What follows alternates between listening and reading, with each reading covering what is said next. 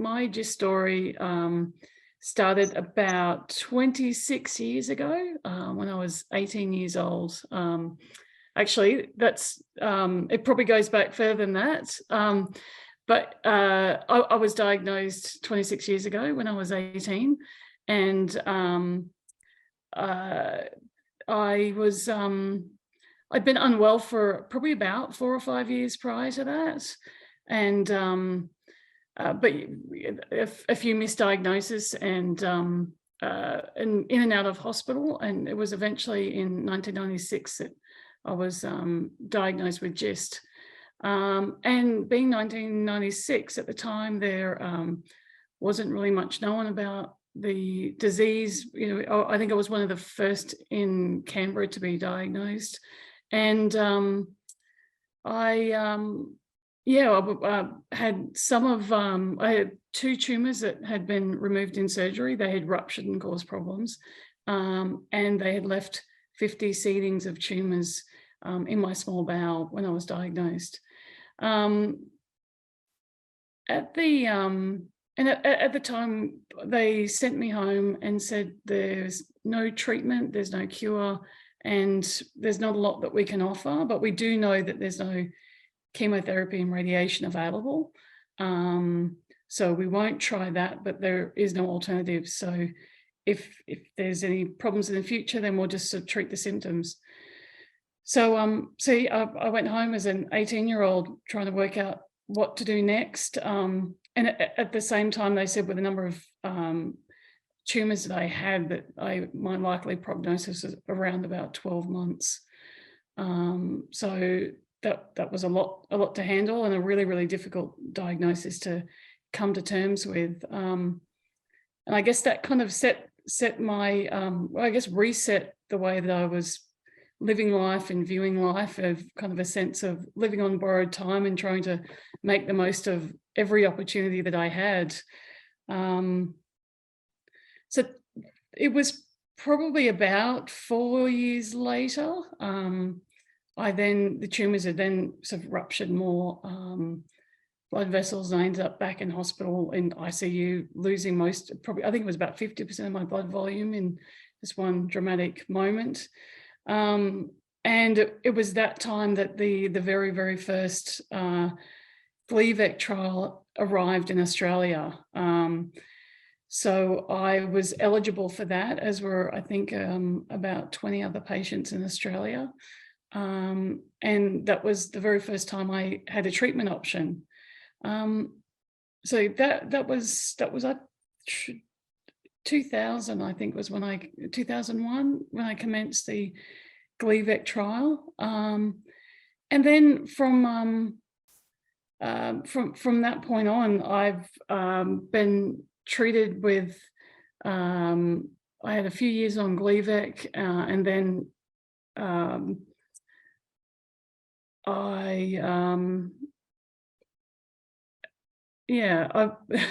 such a complicated history that I guess since that time I've gone through Gleevec, probably about 6 different major surgeries, a Whipple procedure, had quite a bit of my digestive system, most of my small bowel removed, and pancreas, spleen, and was on Gleevec for a while, but then also had progression, then moved on to Sutent, and I am now on regorafenib, which I've been on for the last 5 years. So each of those have been have stopped the progression of my tumours until, as with I guess many people with GIST, the treatments will work for a while and then move on to the next. But for whatever reason, I'm on my 7th year of regorafenib, and it stopped the progression of my tumours. So 2015 was another significant year because I ended up with liver lesions. The GIST had spread to my liver. So I had half of my liver removed. And then whilst recovering, the good part of my liver ended up developing a few lesions in the recovery. So that's when I commenced regorafenib. But yeah, I'm now 7 years on regorafenib, and it has stopped the progression. So long may that continue, touch wood with that. But I guess also in that time, as part of my GIST journey, my life journey, the last 26 years, I've also been, went to uni and had 4 years primary teaching degree. I've had a 20-year teaching career. We were lucky enough to have our son George in 2006. So that was with a pause of Gleevec, and we had George, and then I resumed on treatment after that. And 20-year teaching career as well. So lots of life packed in there, and married to Tom, and so it's been a busy GIST journey, life journey that is just intertwined with daily life as it is for so many other patients. I guess one thing I did forget to mention, that when I was first diagnosed, all we knew it was that it was GIST, didn't know much more than that. But thanks to subsequent testing and all the mutational analysis and biopsies from each of my surgeries, we've learned more and more about it, and know that I have the pediatric wild type SDHB positive. So that's the subgroup. I'm learning more and more every year as I meet other people with different subgroups, and lean on the Life Raft group for all of your expertise as to what it all means and how it all fits. So so that's, I guess, my GIST journey in a nutshell.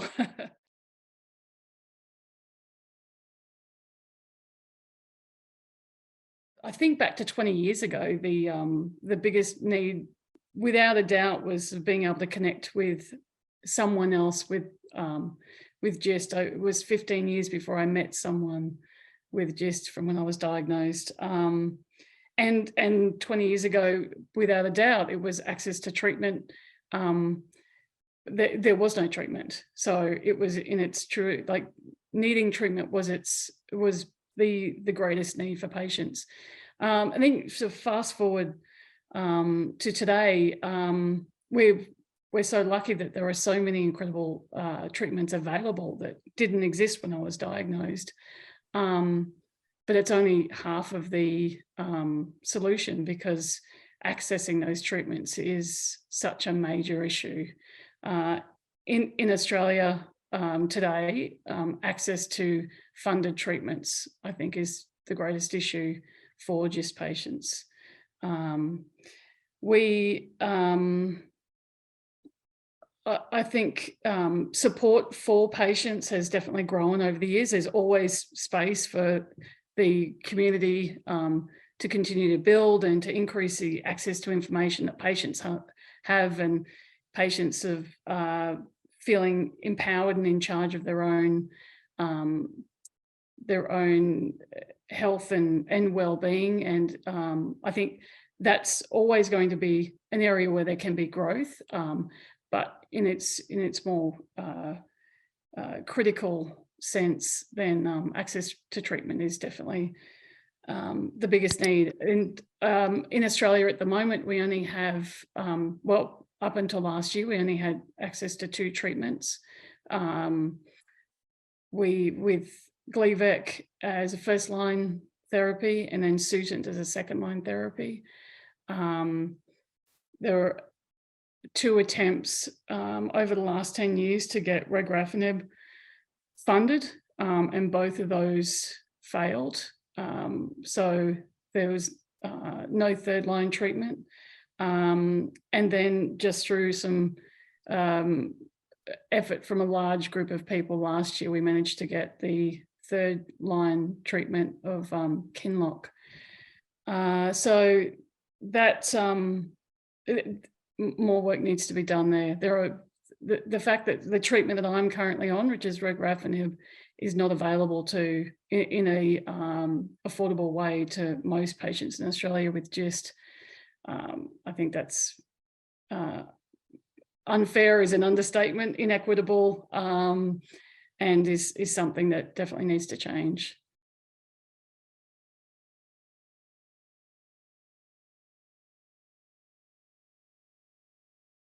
In general, my sense of advocating for GIST treatments and advocating for GIST patients is actually really growing in a very organic way. It was not something I ever deliberately planned to do, or and I would imagine that many and most GIST advocates around the world are probably in a similar boat, that it's through situation, circumstance that you sort of grow, that the role, I think, kind of grows around you, just with this desperate need. So yeah, so for me, I think for those first 15 years in particular, I was just muddling my way through as a patient, feeling as though the system was, I just felt like I was falling through the cracks at every turn. I couldn't quite understand why, or what the solutions were to that, but everything just felt harder than it should have been. I felt more isolated than many of the other people I knew that had some different types of cancers. They sort of seemed to fit into these pathways to treatment access and support access, and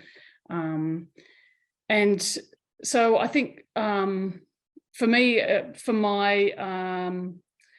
my journey was advocacy journey was sort of really just grew out of working out what I was finding difficult, and then how I could try and improve the experience that others were having. And it really all came to a head in 2015 when I was then at the end of the line of my funded treatments. So I had Gleevec, and I had I was then, disease had progressed on Sutent. I was then in surgery, and I came out of surgery, and a few weeks later we knew that I had no funded options ahead of me. Yet I knew that in the States that and through different clinical trials that there were so many other options. So that really just put me in a fairly vulnerable and desperate state from a personal perspective. How am I going to be able to fund $100,000 a year to treat my GIST? So I actually, through support of my family and friends, we did our own personal crowdfunding to try and fund that treatment, to then get access to the drugs, which was successful for me, but it just felt completely unfair. I knew there were multiple other patients in Australia at the exact same time that weren't eligible for compassionate access, nor did they have a network where they could actually build their own fundraise. So at that point, they were at the end of the line, yet so I knew that was completely unfair and unjust, and that's where I just sort of stepped in to formalize what I was going to do to try and increase the number of treatments that and access for patients. So I guess at that point I then thought, well, I'd reach out to other patients and help try and develop connections with others, work out what they're experiencing, what the challenges they have, and see if perhaps collectively we might be able to bring about some sort of change. And so I guess my sense of connections was then building understanding of what the challenges were, and that also coincided with me reaching out to a range of organisations within Australia as well to find out what supports they could offer me and other patients with GIST around access to treatments and also support during those times. So I guess from that point, I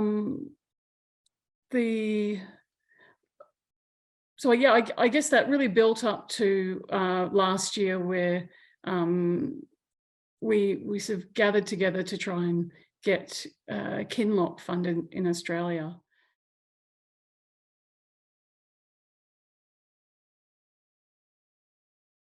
It was at the beginning of the year when we knew that that Kinlock had been presented to the government body that approves and then funds treatments for GIST. And it was the same process that regorafenib had gone through and failed on 2 occasions. I'd put in patient submissions for regorafenib and watched them fail.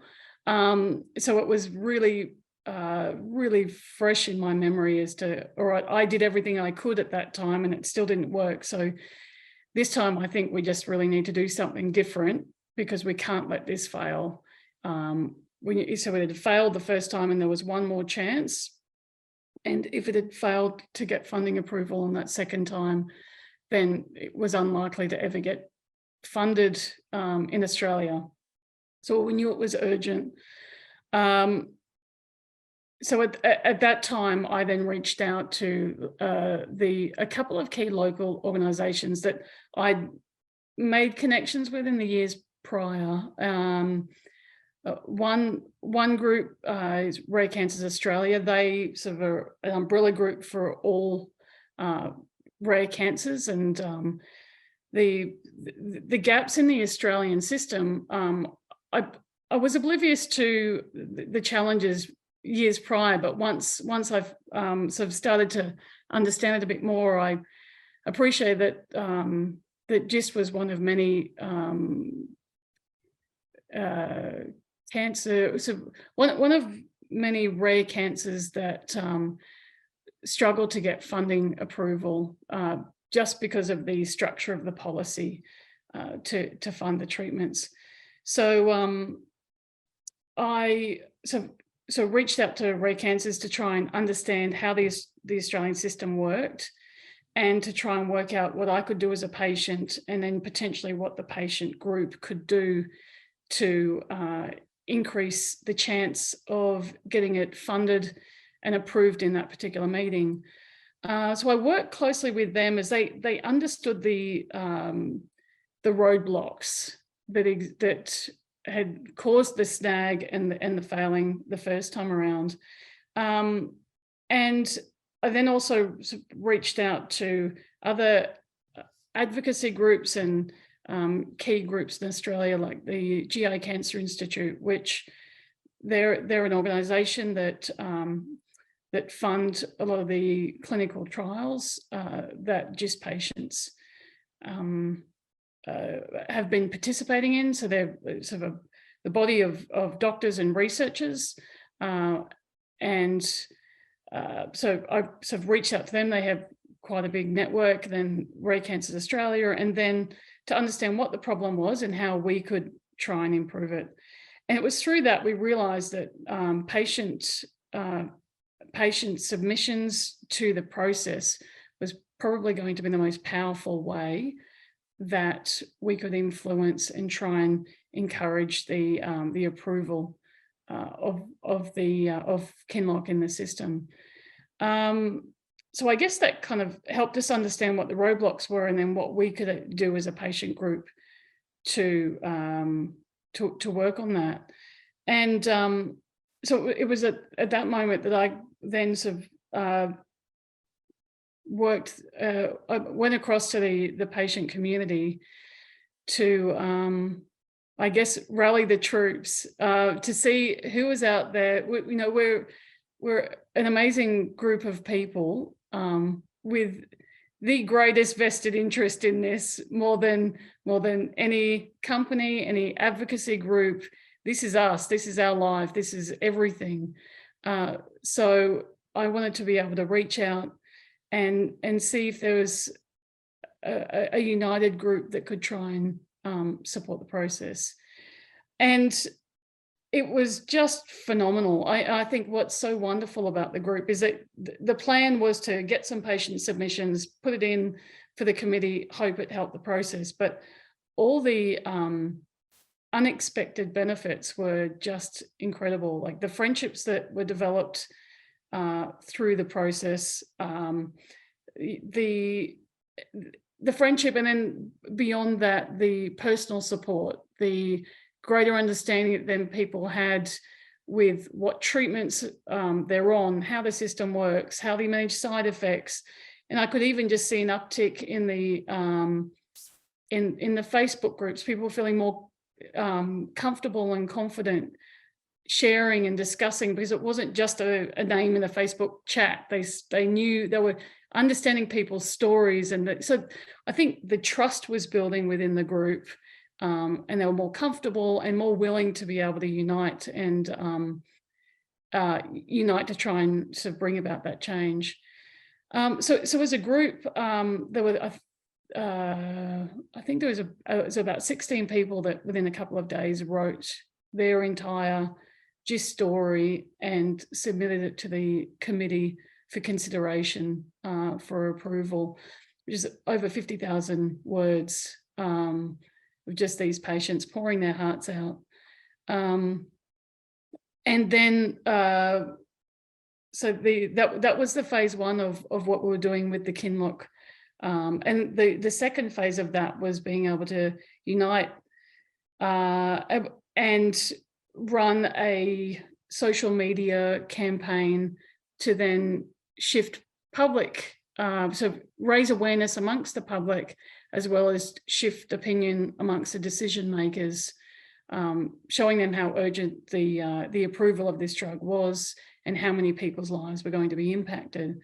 And it's a really tricky thing to do in a hurry, and it's also it's a really delicate thing as well. These are, you know, all of our lives. These are our personal stories. And what was lovely is that the fact that we had a group of people were all trusting of each other. From that trust, we were then able to go out and then make connections within our own networks, and then go and meet with members of Parliament and some of the other government officials to try and help them understand what we were doing, why we were doing it, and why this treatment was so important. So I think it was like the power of us as individual GIST patients, then united, we were then a really powerful group that then had a common goal of trying to get access to this treatment to improve our own lives. And then it was this web that went out across the country, and we ended up, we had people that were representing every state, that connected with every major political party, and that represented their story, the GIST story, and showed why it was so critical.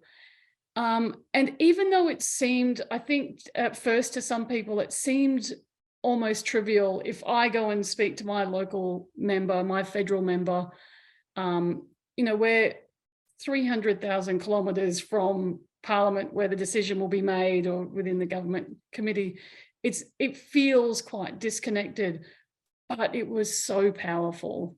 It had such a big impact because all of those representatives then reported back. They then wrote to the federal health minister, and there was a groundswell of support. And then within each of those individuals then reached out to their local media, and also through their own social media platforms. And within a few months, we had a tremendous amount of coverage. We had national coverage in print and radio. And against all odds, in December last year, Kinlock was funded and is now a third-line therapy for patients in Australia. By the way, what you did in terms of mobilizing people around the country, it drew global attention. And we had global advocates writing stories that I don't know if were considered in the submissions, but they wanted to Yes, do no, health. you're exactly right. I think so I think there were 15 local, and yeah, there were I think like 4 or 5 international submissions. They made it. They got all the way through.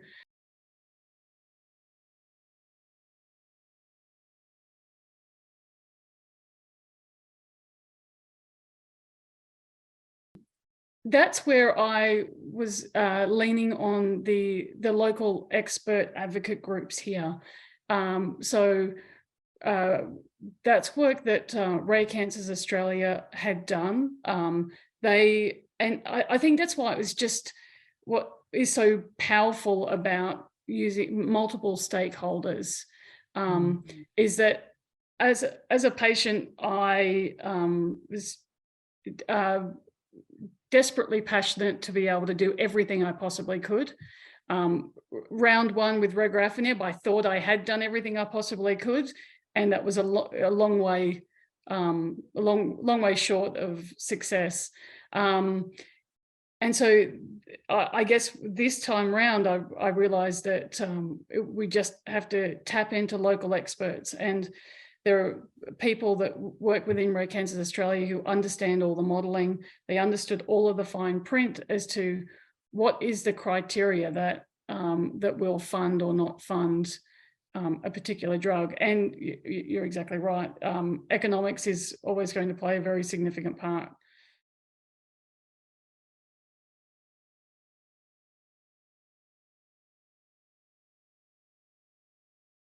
I think the feedback from other patients is actually what just keeps driving me. It's I think knowing, so for that first stretch of my disease, when I just felt like I was completely on my own, it's you know, such a really, it is a tough and isolating feeling, and to then get feedback from other patients that just through the advocacy and building the community here in Australia has made them feel less alone. They're more informed. They understand their disease more. They, you know, I got an email from a patient only just 2 hours ago to say that the way he copes is by just understanding the disease. And he said he just feels like through the advocacy work that Life Raft Group do, and the resources that you have that you then, you know, share around the world, the networks and the connections with people, you know, at a local level as well as a international level. He said it gives me hope. He was only diagnosed a few months ago. And he says, I have hope. I have a sense that this is how I survive. This is how I it's how he copes. So it's, you know, his mental health, as well as being able to be proactive and advocate for his own treatment and understand what's next and how to manage side effects.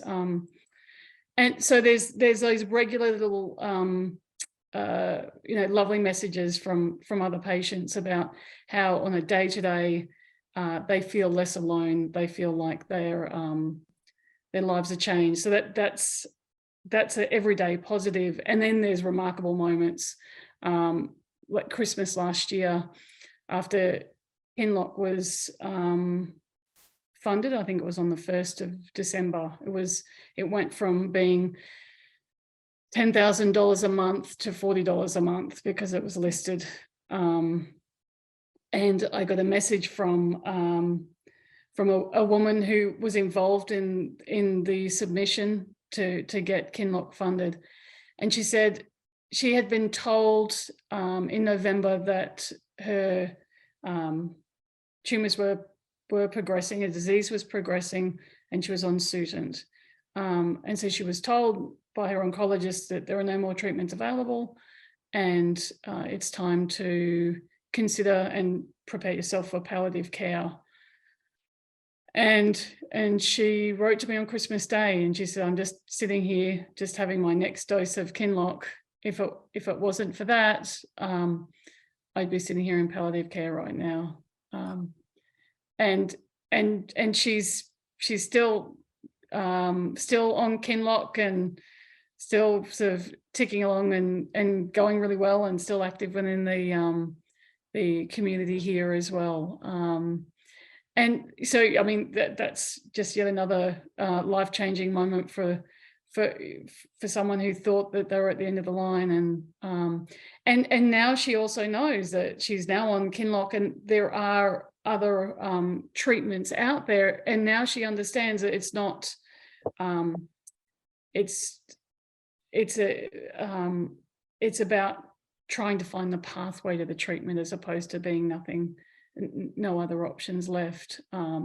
She wasn't aware of clinical trials and what role they had in GIST, and what treatments they can open up and how they can support patients with a range of treatments. And then she hadn't had genetic mutational testing at all. And just, it was a real eye-opener to me, and a reminder that there are so many isolated people in Australia, and I would imagine all over the world, that just aren't connected yet. And I think from a personal point of view, I just think that's it makes me want to do more to try and connect more and more people, so more people in Australia and around the world can connect with the treatment that's available and understand their disease more, to feel more in control, feel more empowered, and improve their own outcomes as a result of that. And I guess one other thing story that comes to mind is a woman that I met a few years ago in Sydney, and she's got a young primary school age son. And I asked her, I said, I don't suppose you could help out with the Kinlock submission. We just, I know that she's on Gleevec. I know that this is a long way down the treatment path for you. And she's like, you know what, I really want to do it for, all the patients where it's their next treatment option. So yep, count me in. And she went and met with MPs and did a few interviews, and she's like really happy just to help the broader cause. And for whatever reason, her disease is kind of running in a different way than she'd hoped and was expecting, and she progressed quickly on imatinib, and then was only on Sutent for a short period of time. And 2 weeks ago, she started Kinlock. And she's advocating for others, and she's like, I knew it was the right thing to do, but I didn't think I'd need it. And thank God that it got funded. So it's just that sense of, we don't know what's around the corner for each of us. So the more options we all have, the better it is for all of us.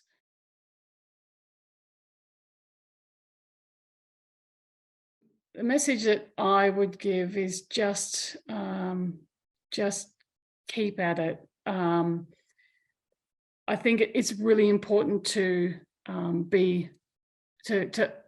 understand why you can't get treatment in your country, understand what's preventing them, the access to treatment, and then be strategic in terms of how you go about that.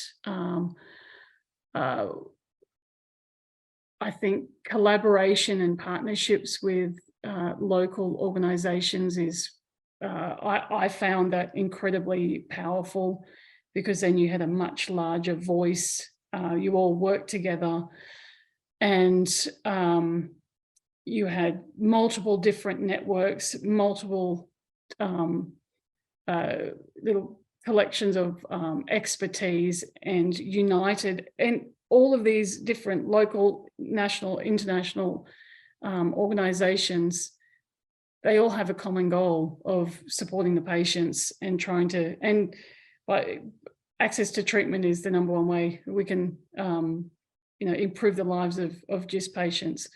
So I think patients, for advocates around the world, I think work out why the treatment isn't coming through, be strategic in trying to work out how you can gain the access, work with as many local partners as you possibly can, and then build your community of fellow patients. And through that, wonderful things will evolve. It will increase your chance of getting access to more treatments, as well as building friendships and giving you personal support, as well as support for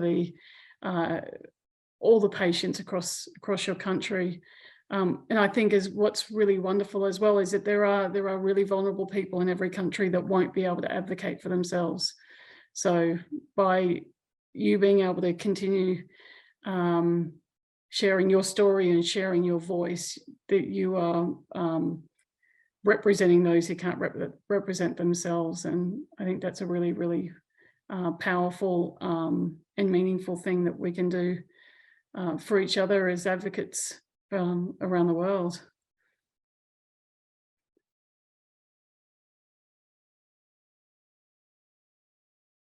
Assistance is critical, and with each attempt as well, there was more momentum, so there was more pressure on a positive outcome. So sometimes it just needs a couple of goes to be able to get the right result.